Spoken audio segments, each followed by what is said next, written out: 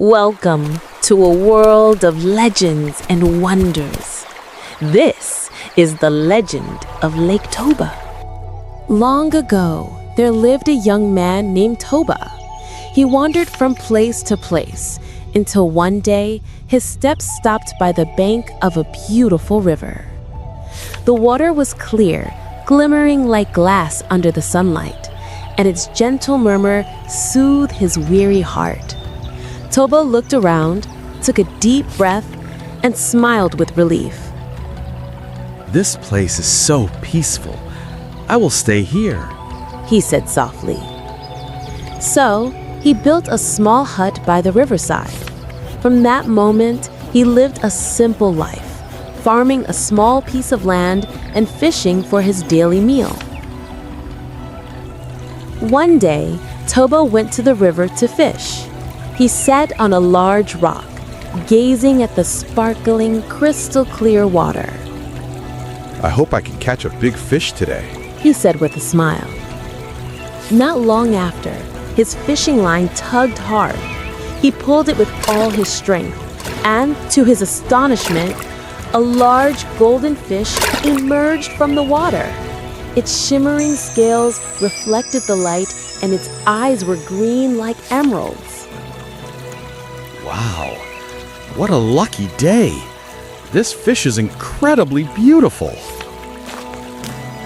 With a cheerful heart, Toba brought the fish home. He placed it inside an earthen pot and prepared to gather firewood. Tonight, I'll have a delicious grilled fish, he said with a small laugh. But when he returned, Toba was shocked to see the pot was empty. Instead, inside it lay shining pieces of gold. Toba stepped back slowly. He was confused and afraid. Suddenly, a gentle voice came from behind him. "Don't be afraid. I will not harm you." Toba turned around. Before him stood a beautiful woman. Her long black hair glistened in the light of dusk, her eyes green like emeralds, her skin fair, and her face calm as she gazed at him. Who are you? How did you get into my house?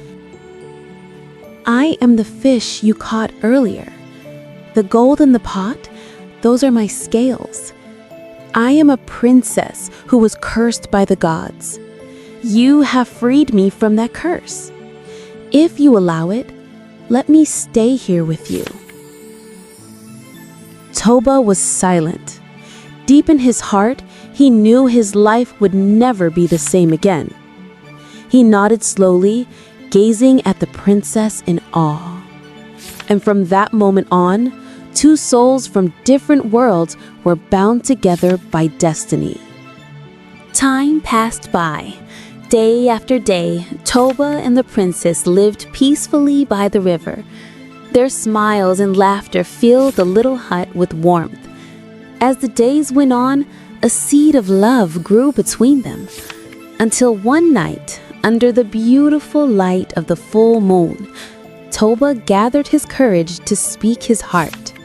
"Princess, I can't imagine my days without you. Will you be my life companion?" "Toba, I accept your proposal, but only on one condition. Never, ever tell anyone that I was once a fish." "I promise. I will never break that vow." Beneath the moonlight, they gazed at each other with pure happiness. The river shimmered as if blessing their love that night. Not long after, they were married, living a simple yet joyful life together. Time went on. The lives of Toba and the princess were filled with happiness. One day, a handsome baby boy was born. They named him Samosir. The sound of his little cry brought new joy to their humble home. Their days felt warm. Samosir grew up surrounded by the deep love of his father and mother. My son, you are the greatest blessings in our lives. May you grow up to be a kind and devoted child. Yet, because he was spoiled by his loving parents, Samosir grew into a cheerful boy, but also pampered, lazy, and mischievous. He often ran to the river without permission, scared the chickens in the yard, and even stole fruits from the neighbor's garden while laughing loudly. Samosir, stop running around like that. Look, your clothes are dirty again. You must learn to help your father in the fields. Oh, Toba, he's still a child. Let him play for a while. I'll teach him to help around the house later. The days passed with laughter and small quarrels among them. Samosir grew up full of energy, though he often made his father shake his head in disbelief. One bright morning, sunlight slipped through the leaves by the riverside. In their small home, the princess was busy preparing lunch for her husband, who was working hard in the rice fields. Meanwhile, Samosir sat on the steps playing with a blade of grass, looking bored and lazy. He didn't seem to want to do anything that day. Samosir, my dear, please take this lunch to your father. He must be hungry after working since morning. Mother, it's so hot outside. I don't feel like going. Father can eat later in the afternoon. Don't say that, my son. Your father works hard for us. After you deliver the food, come home right away. I've already prepared your lunch, too. Reluctantly, Samosir stood up and took the lunchbox his mother handed him. He sighed deeply, then walked away with heavy steps. His mother watched him go with a gentle smile, unaware that this day would change everything. The sun climbed higher in the sky. A gentle breeze blew along the clear river bank. Samosir walked slowly, humming a little tune, carrying his father's lunch. But along the way, his eyes were caught by the sparkling water, glimmering like glass under the sunlight. He stopped by a large rock and sat down, gazing at the reflection of the blue sky on the river's surface. How beautiful. It would be a shame not to take a quick swim first. He placed the lunchbox beside the rock and jumped into the river. The water was cool and refreshing. Samosir laughed, splashing water in every direction. That feels great. Now I'm hungry. His stomach began to rumble. Casually, he reached for the lunchbox he had brought. Just a little bite won't hurt. Father won't be angry if I taste a bit. But after one bite, he couldn't stop. Bite after bite, until finally, the lunch was gone. Completely. The box was now empty, with only the delicious aroma lingering in the air. Oops, all gone. Oh well, I'll just tell him it spilled on the way, or I ate it all without realizing it. He chuckled softly, then wrapped the empty container again. With light steps and not a trace of guilt on his face, Samosir continued his walk towards his father's field. In the wide open field, Toba worked hard under the blazing sun. Sweat trickled down his face, yet his spirit never faded. From time to time, he looked toward the small path, waiting for his son to arrive with his lunch. Before long, Samosir appeared, walking leisurely, carrying a small bundle in his hands. Toba smiled in relief. Oh, perfect timing. I'm starving already. Thank you, son. Toba slowly opened the food container, but his face suddenly changed. His eyes widened, his breath caught. The lunchbox was empty. Samosir, where is the food? I'm sorry, Father. I was hungry, so I ate a little. But without realizing it, I finished it all. Toba fell silent for a moment. The anger he had long held back finally burst out. His voice echoed across the quiet field. You fish child, you're the offspring of a fish, so ungrateful. The words escaped his mouth before he realized it. The promise he once made, now broken. Samosir stared at his father, eyes wide, face pale, caught between fear and sorrow. Then, without a word, he ran from the field crying.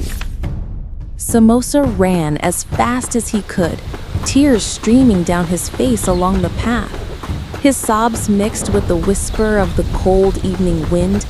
He ran home, to the place that had always given him warmth. When he arrived home, his mother, who was weaving a sanket cloth, turned in surprise. She saw her son with tear-streaked cheeks and trembling breath. Samosir, my dear, what happened? Why are you crying so sadly? Mother, Father was angry. He called me a fish child. Is it true, Mother? Am I a child of a fish? The mother fell silent. Her heart felt torn hearing those words. She knew this moment would come, the moment her husband's promise was broken. Samosir, listen to me carefully. Now, come with me. We must leave, my son. The mother held Samosir's hand tightly, walking swiftly toward the hill behind their home. The sky grew darker and the wind blew stronger. Dark clouds gathered above the valley, as if nature itself knew a great storm was coming. The rain began to fall in gentle drops.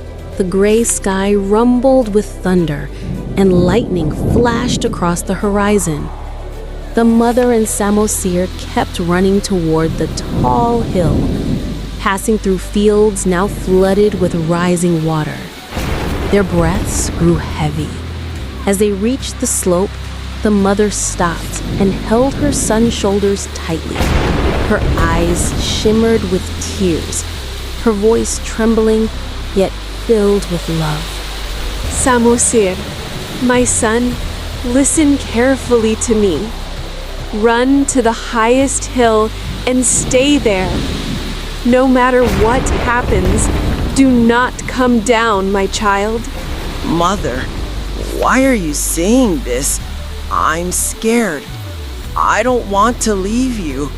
You must go, my dear. It's the only way to keep you safe. Mother will always love you forever. Samosir cried, but he obeyed his mother's words. With trembling steps, he climbed to the top of the hill, while lightning flashed across the dark sky. Down below, his mother stood still, watching him with tearful eyes. Slowly, the mother's body began to glow with golden light. The wind swirled violently around her, and from the ground beneath her, water burst forth, growing stronger and wilder. Forgive me, Toba. Forgive me, Samosir. This is the fate I can never escape. In an instant, the mother leapt into the rising water. Her body shone brightly, transforming into a giant golden fish. The water overflowed, flooding the valley, swallowing their home and fields.